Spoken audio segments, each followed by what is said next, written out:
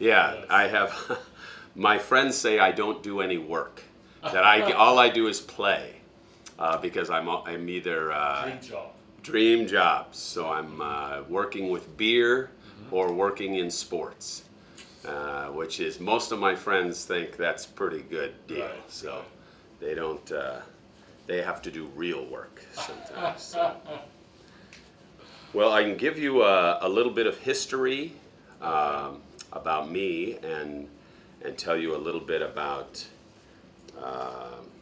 each of the positions I've held along the way, so you have an understanding of how I developed professionally. Okay.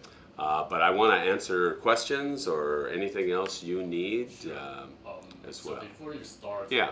we should introduce our team a little bit. Yeah, great. So we're from University of Sports, Okay. in Taiwan, Okay. and this project is mainly sponsored or funded by our Ministry of Education.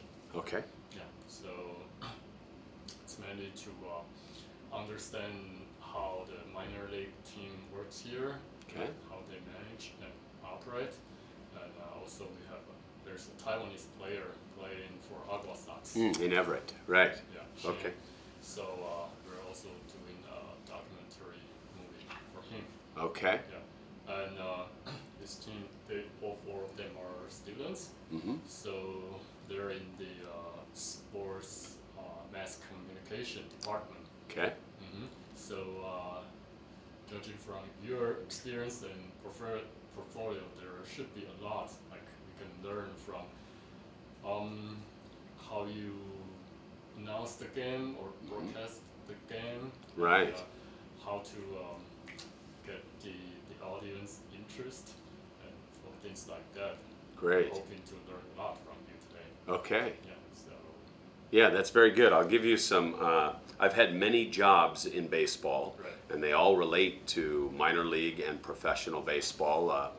The jobs are all very much the same. So as I described things that I have done along the way and the importance of those jobs, I think be very educational. Yeah. Great. So can you start from your name and all your positions? Okay. Yeah. Like, Okay. I'll try and give my portfolio, and I'll try and do it in a timeline that makes some sense. all right.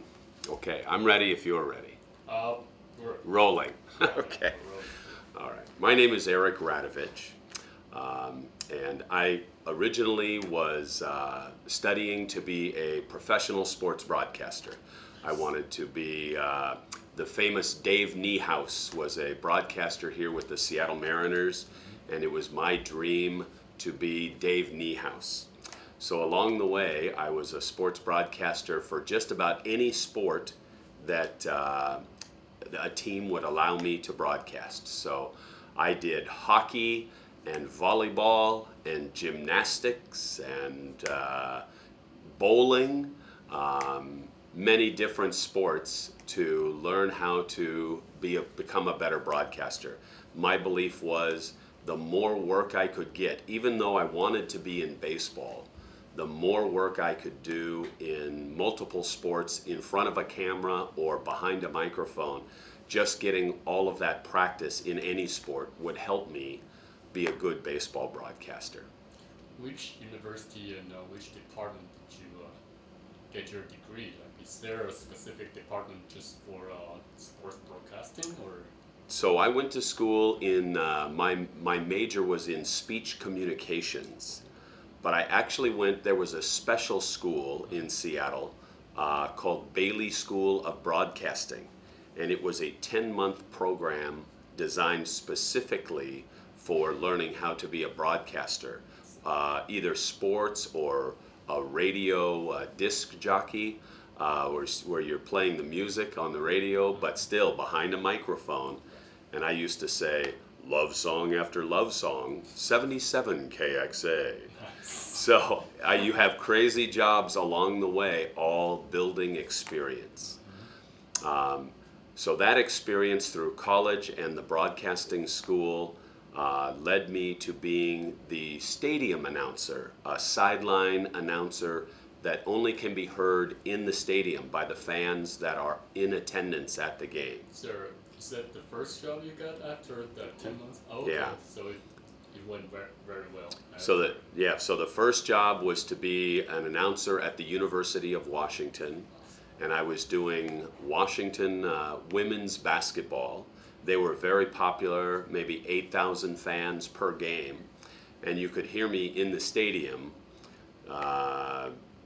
just announcing starting lineups, and every time someone would make a basket or there was a foul, then it's my job to announce those things.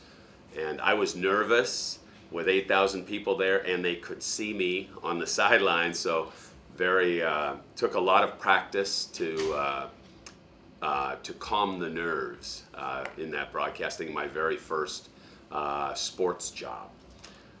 And that led me to doing many sports at the University of Washington. It did not take long. They were very pleased with my voice and the way I spoke, and entertaining calls of the game.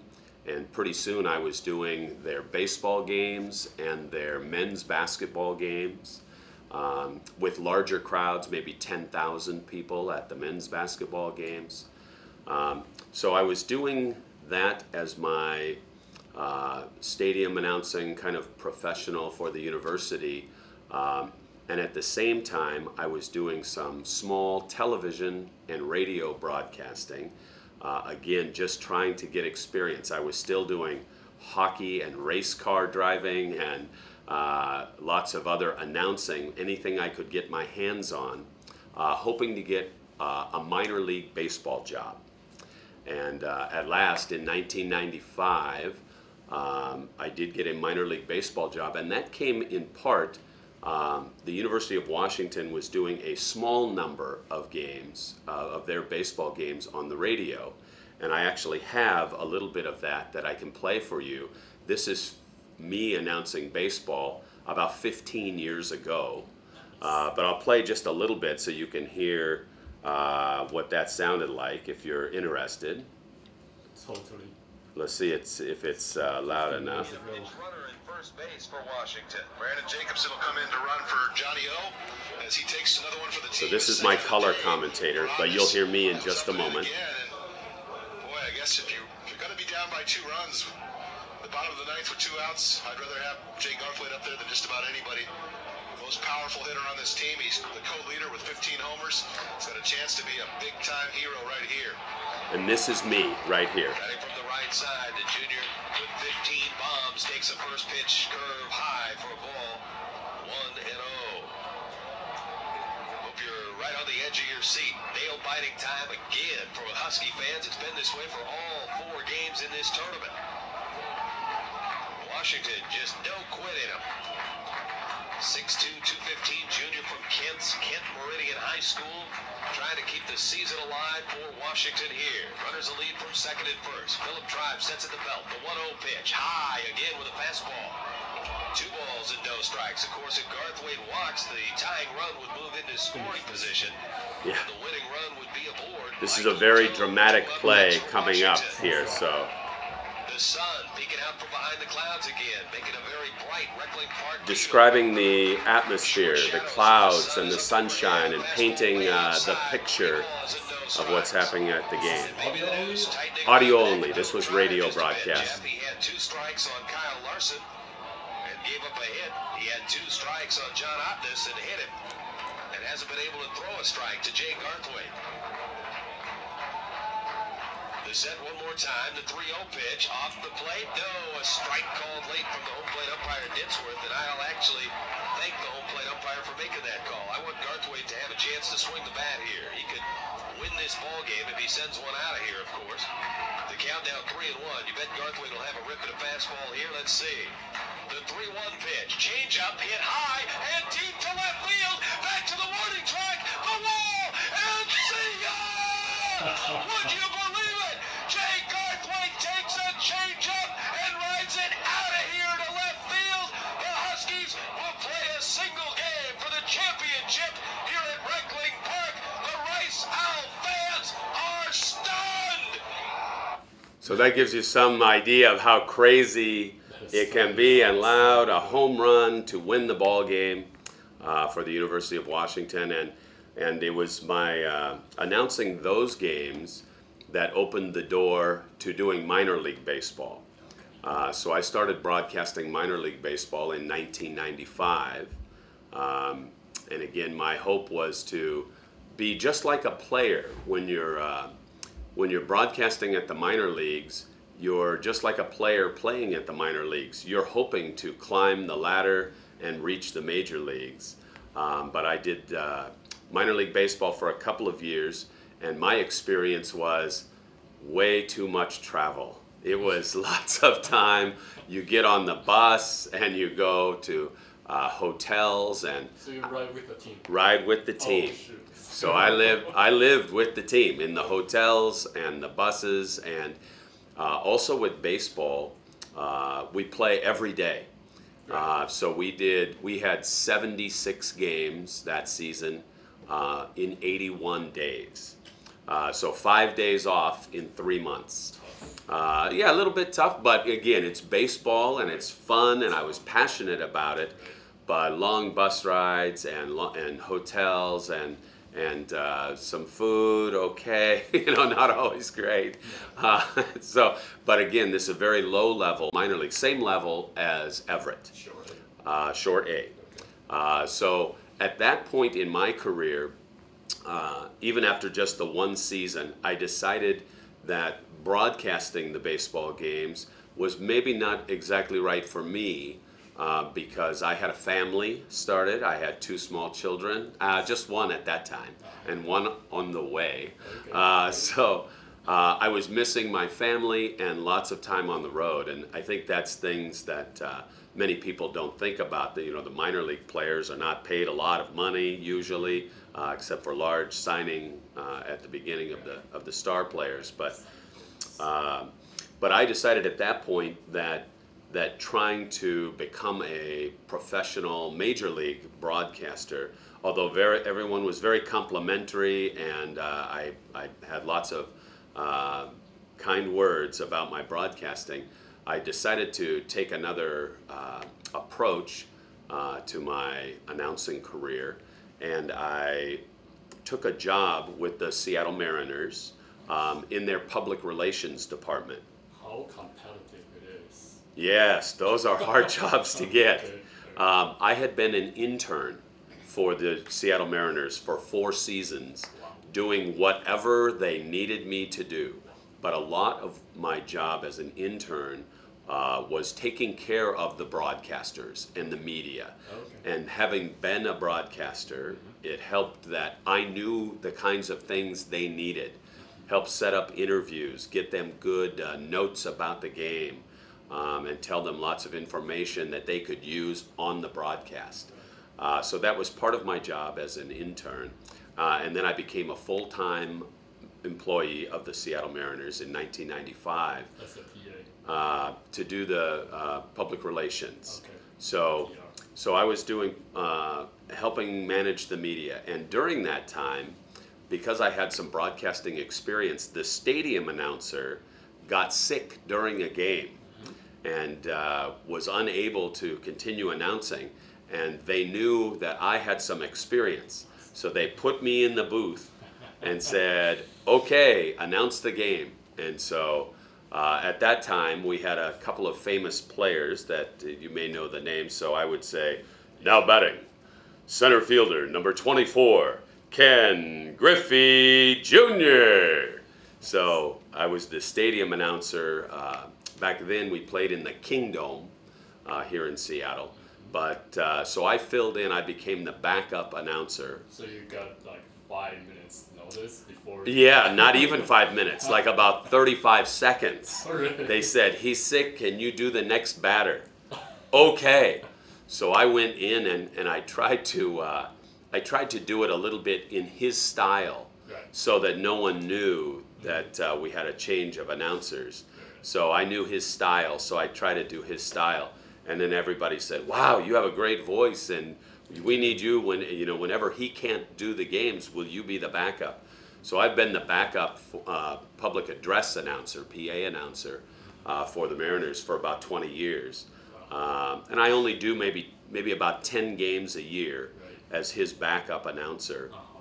But that was a nice place for me to still be able to do some broadcasting, even though I've moved my career more into public relations. As an announcer, what's the percentage of entertaining you put into your announcing? Because you cannot be too business-like all the time, dry, no one will listen, you'll be boring. And you cannot be too dramatic either, right? So what's the good There's a balance? fine balance, and it's different in each sport. Also with the University of Washington, I went from doing the radio, I stopped and was doing more public address announcing, so continued to announce women's basketball and men's basketball, and also the university's football games, where they have 70,000 fans at the game, which is a lot of people to be talking to at one time. So each sport is a little bit different. So I'll start with the basketball games. In the basketball, I find that it's the time to be entertaining or dramatic is when the crowd is already going that direction. So you help the crowd they start to get excited, and my job is to lift that excitement to a heightened level. So in a close game, a basketball player makes a three-point basket. You know, early in the game, I would say, Ryan Appleby for 3, and say something at that level. And in a close game, a little late in the game, and a basket is made to give the University of Washington the lead, then the level becomes Ryan Appleby for 3! And it's a much more dramatic, as the crowd is cheering, you kind of help assist the crowd, you build the crowd. It's hard to be the person that is trying to create the excitement. The crowd, you don't want to make it up. You want to enhance how the crowd is already feeling. You want to let them know it's okay to get really excited. You can tell they're excited, they're making noise, but you lift them to a level that they can let it go. So that's kind of in basketball. Baseball is so different. It's a much slower game, but as each batter comes to the plate, as each batter comes up for your team, depending on the situation in the game, you can introduce each batter in a manner that he gets some applause as he goes to the plate. And again, later in the game, you might be a little more dramatic and more entertaining as the game builds. But sometimes you're behind 6-0, and that happens in baseball. And so it doesn't always make sense to be more dramatic late in a game that isn't really in question at that time. If you get some base runners on, then you can build excitement. But it's important to maintain a level of professionalism and not try and steer the fans somewhere that they aren't ready really to go. Most fans are fairly knowledgeable about the game, so trying to contrive excitement is difficult to do. So it's about building with the crowd. Great, good one. Another question I have before the 短镜头不要用长镜。Gonna change that. Oh, okay, Yeah. sure. So we're gonna give you the video after.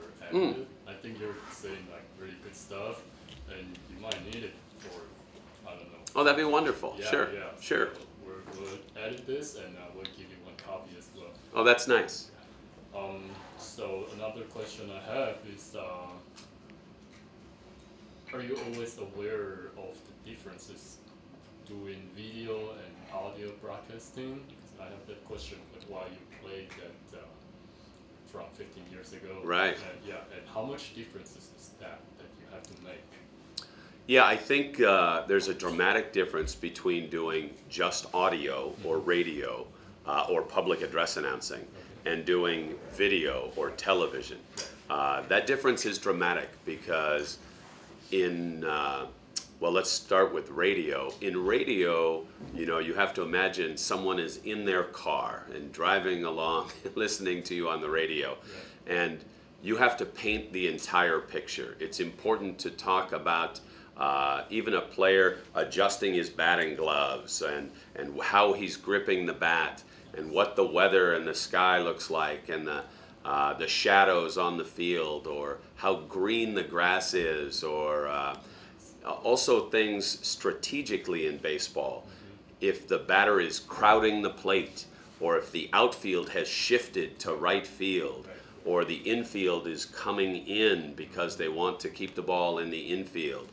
And then you're also describing each pitch. It's you want to let the listener know who cannot see if it's a fastball or if it's low and away or up and in or a curveball or a changeup. You want to give them as much information as you can of the picture, but not sound like you're talking so fast that it doesn't make sense. Baseball has a very traditional rhythm to it. In America, we've been playing baseball for 100 years, and it's been on radio for probably 75 or 80 of those years. And there are many broadcasters from the early days who kind of set the tone on how to broadcast baseball games. And it has not changed very much. It is a little bit more different, and we have so much more information statistically. So the game has changed from a little bit from talking about what color the uniforms are, and there's a lot of changes in the information that's going out. But the rhythm of baseball is kind of a slower, deliberate, makes you feel like you're listening to your grandfather in a rocking chair. He's telling you a story, and the sun comes out from behind the clouds as the batter crowds the plate. He taps the outside corner with that yellow bat or black bat, holds it high on his shoulder, the back elbow up high, the pitcher into the windup, and the pitch, a fastball low and away for a ball, 1 ball, no strikes. It's a very deliberate rhythm that almost could put you to sleep, except that things happen. So sharp ground ball to the left side, backhanded in the hole by Brendan Ryan. The throw to first, just in time, and there's 1 out. So just when you think you're kind of being put to sleep a little bit by the deliberate summer sounds of baseball, something happens, and then you're like, oh wow, okay, good play, 1 out, and you're back in the game. So that's part of the rhythm of the game in baseball. Right. So we can hear a lot of emotions in your voice. Yes. How much did you practice it, or? Some of it, or? Some of it is natural. So I was a baseball player. Oh, okay. And I played baseball for probably 16 years. I got to play a little bit in junior college. Nice. And I was a pitcher and an outfielder. So I learned a lot of passion for the game and an understanding of the game as a player, I think, first. I have a natural speaking voice, but the emotion you hear in my voice is because I love the game. Awesome. And it's important to be a good broadcaster, I think, in any sport. You really have to enjoy the game. The fans can hear your enjoyment and your passion, like you picked up on, Jason. Right. It's it's a part that you cannot teach. It's a difficult part of being a professional to be able to teach that passion. You can learn lots of things about the baseball game and listen to lots of different broadcasters and their styles, but that inside passion is something that comes from within, and usually the best broadcasters are the guys or girls who already have a love for the game that they're doing, not just a good voice. I see. Yeah. But then what about bowling? Right. Yeah. So more difficult. So I was not passionate about hockey or bowling. Right. But I know that passion I have for baseball, and I try and transfer that passion and imagine.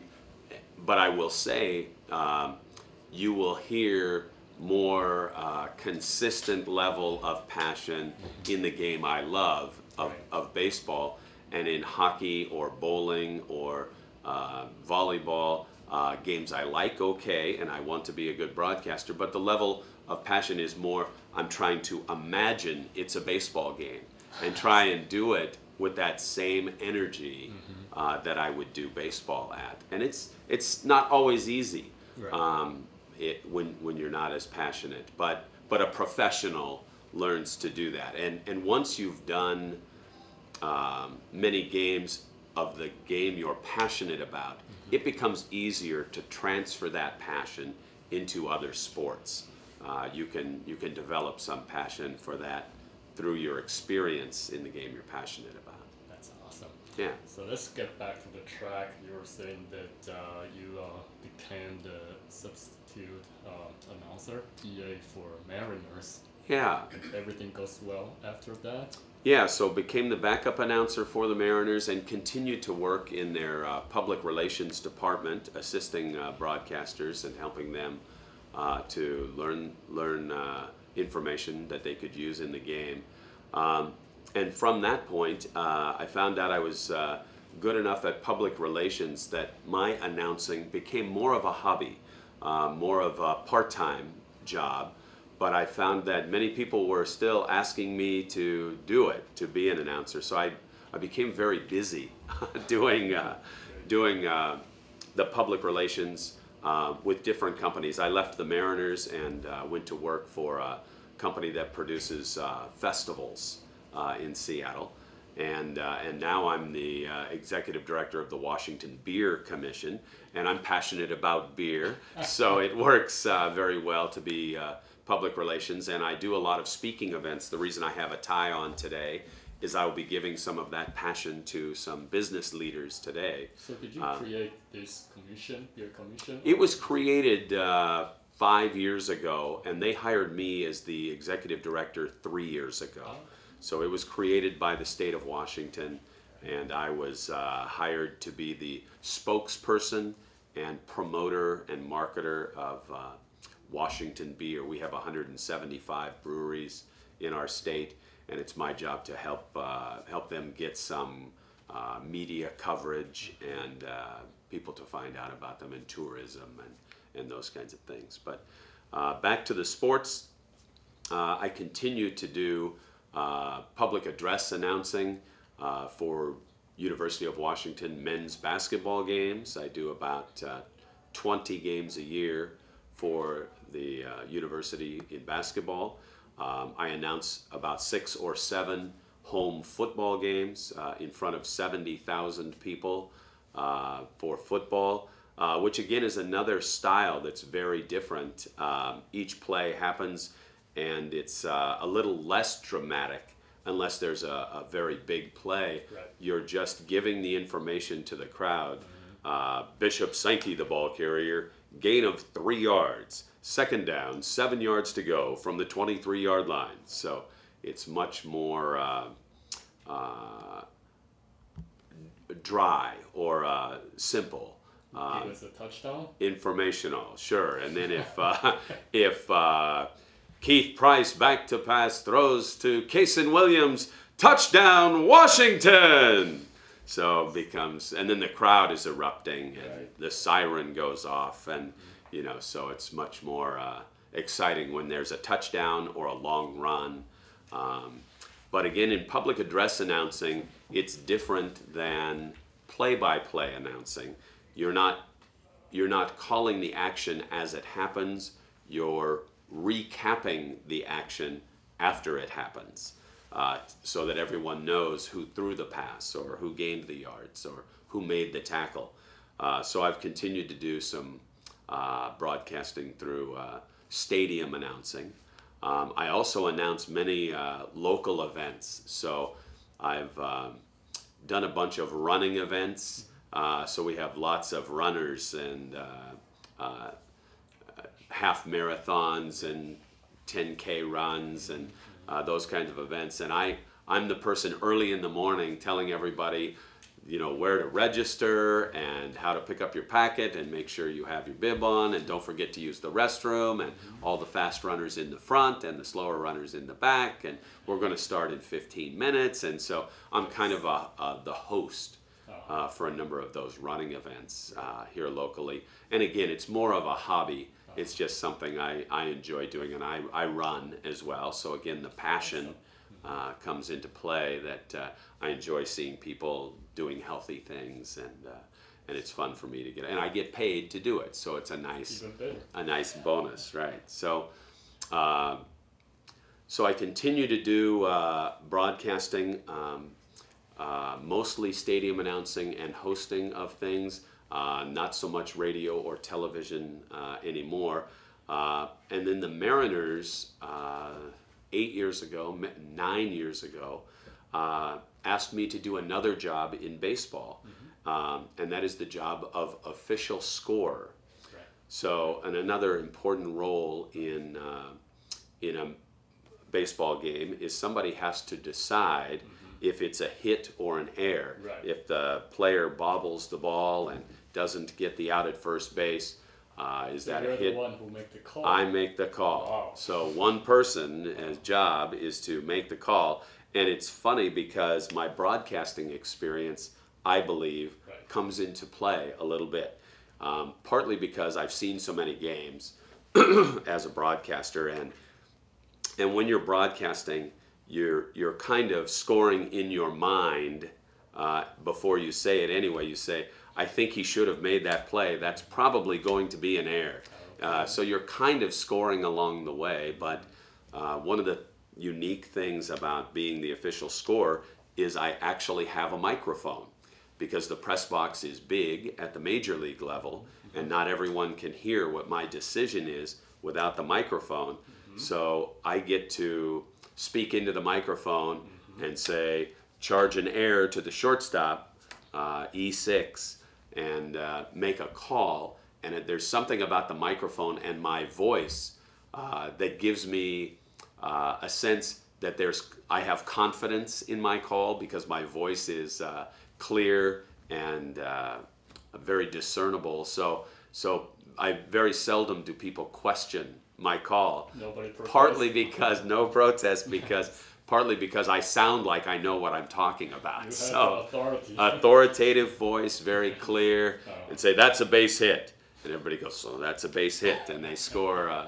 They scored a base hit. So I'm the official scorer for about 40 games a year, and I announce about 10 games a year. So the Mariners have 81 home games, and I'm at 50 of them, 40 as a scorer and 10 as a backup stadium announcer. So it's great to still be a part of the game for me.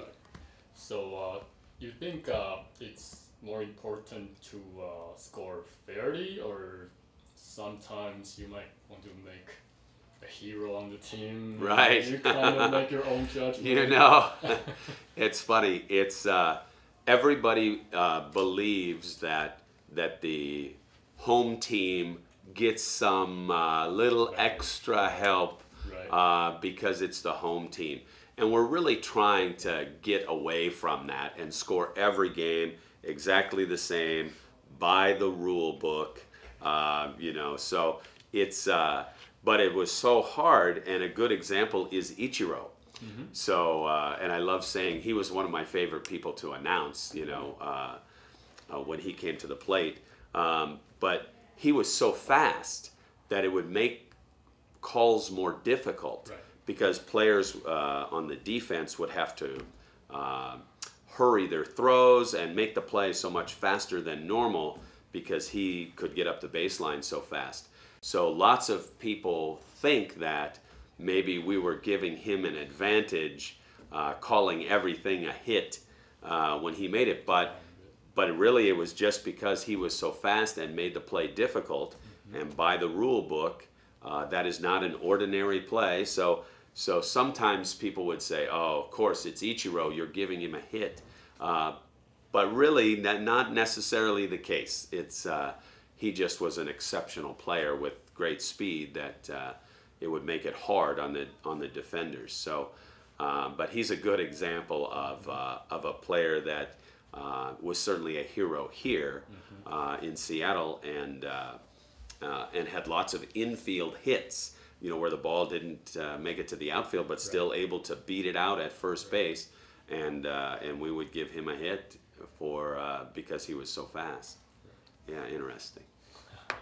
3.7 seconds, is it? Yeah, It's yeah, tough. tough to get him out. He's slowed down now a little Okay. bit. Now that he's what is he, 40 years old? 39, 40. Yeah, so it's he's not quite as fast as he used to be, Okay. but still fast. Still tough. But faster than an average player, but not that blazing speed that he had Right. 5 or so years ago that made it so hard. So. And we see a lot of data you bring for us. Yeah, I brought some information. So in yesterday's game for the Seattle Mariners, I was the official scorer, and this is some information. This is some of what I would produce. You guys can take one of these sheets, Oh, great. but this is the lineups, and so as the public address announcer, I would announce all the lineups. Batting first for the Mariners, shortstop number 5, Brad Miller. We even announced the umpires. You can see, I think even on here it mentions my name as the official scorer. That job is a part of it. And this again is from yesterday's game, but this is some basic information that you would provide to the media for their broadcasting. You can see in here that it talks about their batting average, their home runs, and the number of runs batted in. It gives you the statistics on the pitcher, his wins and losses, and his ERA. It tells you all the players that are available on the bench, so you know who might come into the game as a pinch hitter or relief pitcher. So here's some basic information provided to broadcasters, and again, who the umpires are, upcoming games. So this is some basic information that can help with the broadcasting. And then it's important as the official scorer, you don't want them to say your name. That it's usually a bad thing. Why is that? Very seldom do the broadcasters say, "Oh, he sure made a great call." Oh, It's okay. kind of like the umpires. Uh-huh. It's your name only comes up if you make a questionable call. Like last year's play of a wild card game. Right. Giants and Braves. Yeah, The yeah. infield fly.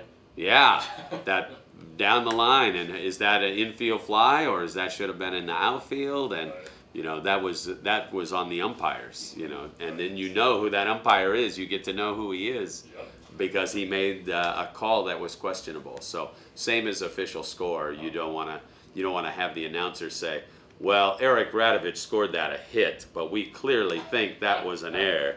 That kind of That thing. brings up another question. Sometimes we see the official scoring be changed like 1 or 2 days after the game. Who did the change? At the Major League Baseball level, the players are allowed to send in a play, video of a play, if they think that it was terribly wrong. Challenge the play. Okay.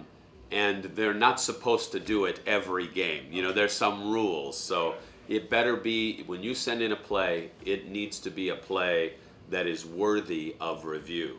If you become a player that's sending in plays, this is silly, then you won't be able to send in any more. So it's a limited number of plays that get sent in.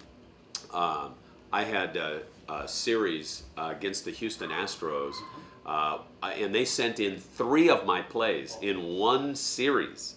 All 3 of those challenges, Major League Baseball office agreed with me.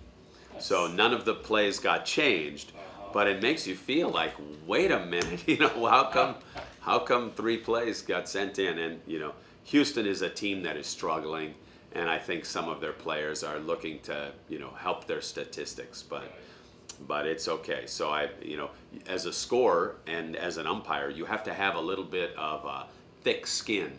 You have to not be too sensitive about people questioning your calls.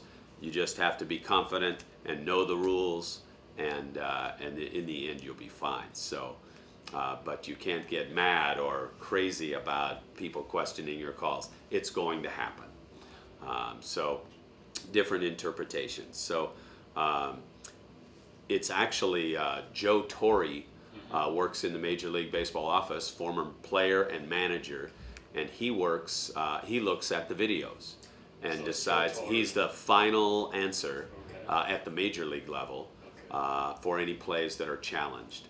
And he'll probably look at close to 200 plays for the year. So each scorer, you know, maybe gets 4 or 5 plays sent in over an entire season. And a very high percentage of those plays are upheld. But a small percentage, maybe 30, 35 plays a year, will get overturned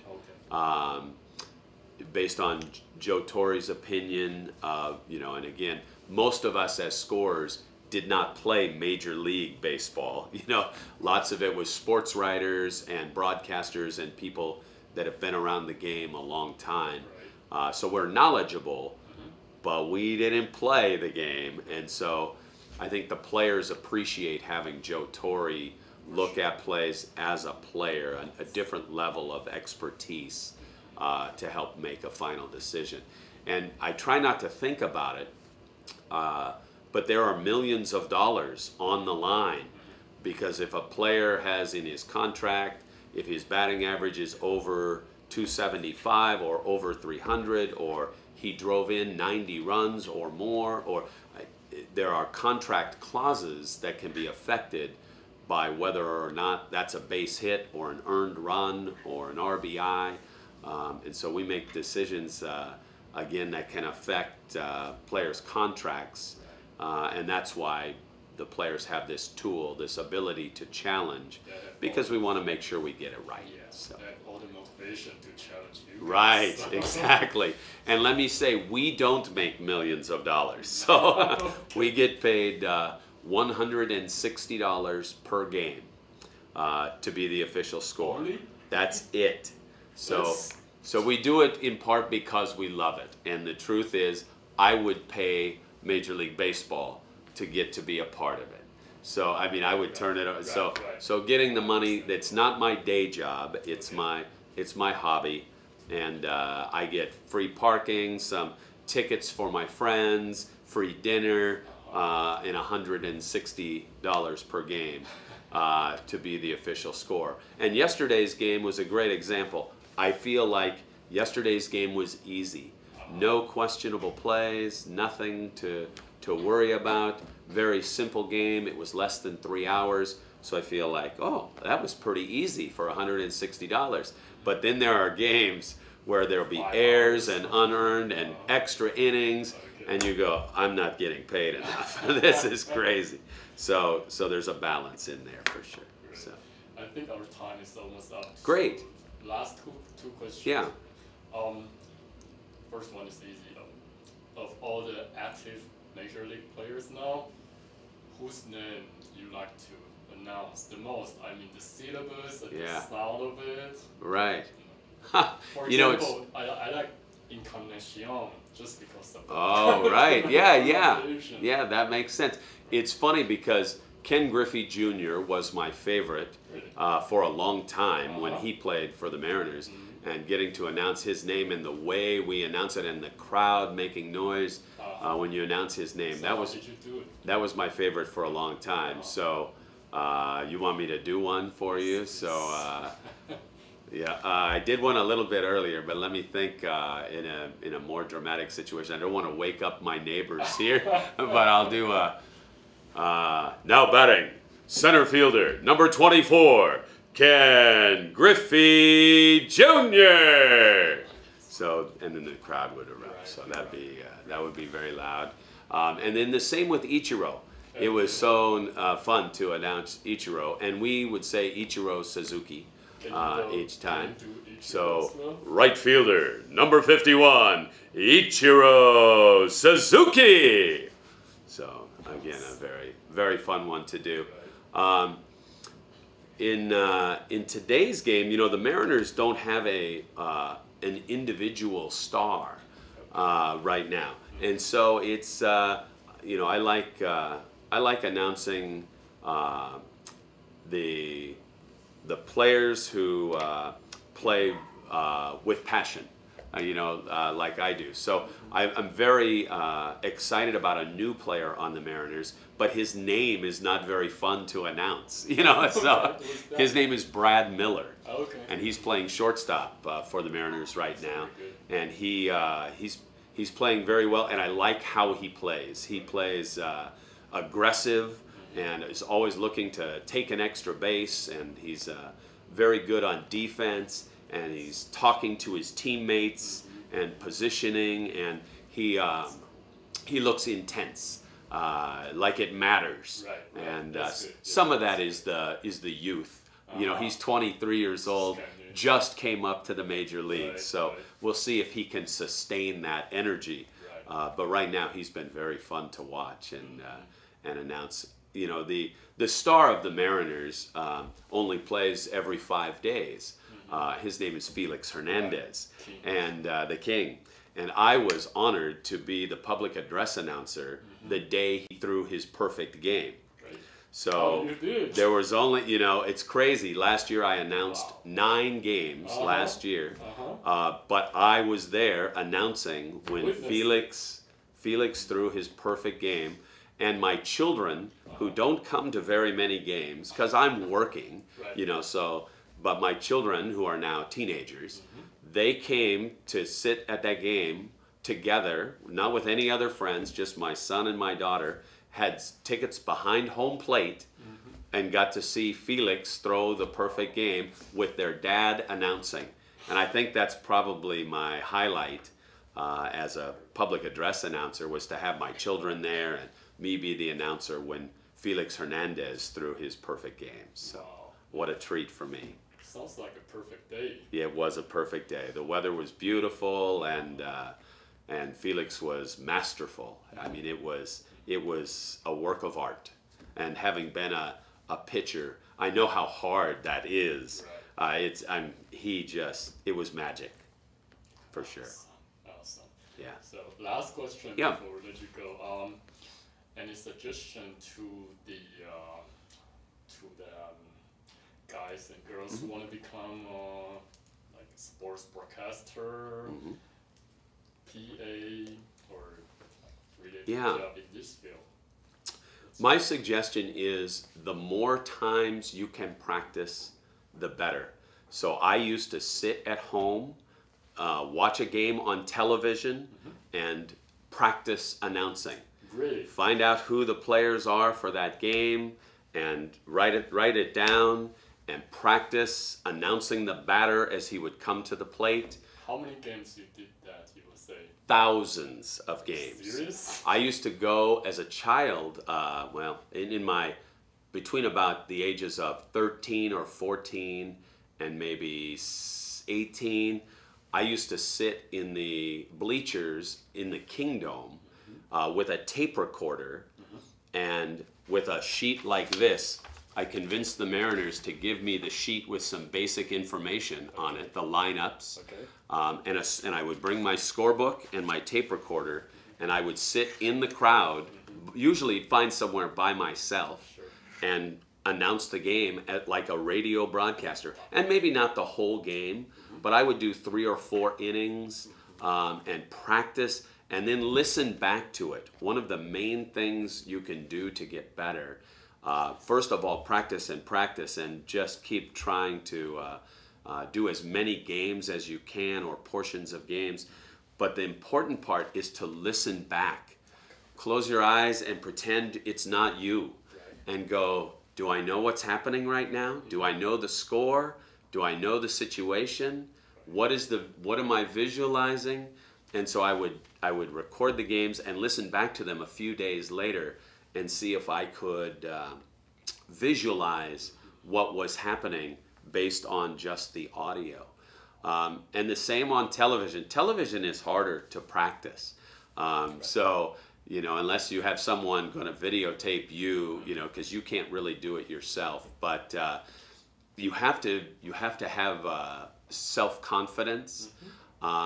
So I would look in a mirror and hold a microphone, or you could hold a water bottle and say, and practice, you know, and see what your facial expressions look like and practice. Welcome here to the Kingdom in Seattle, Washington for today's NCAA Basketball Championships. I'm Eric Radovich. Glad you could join us today. And, you know, practice that and look at yourself in the mirror and see what you look like. And you don't want to look all serious and, you know, like someone, but you want to have a smile in your voice and a smile in your expressions and look welcoming, and so glad to have you here with us today. So it's really just like being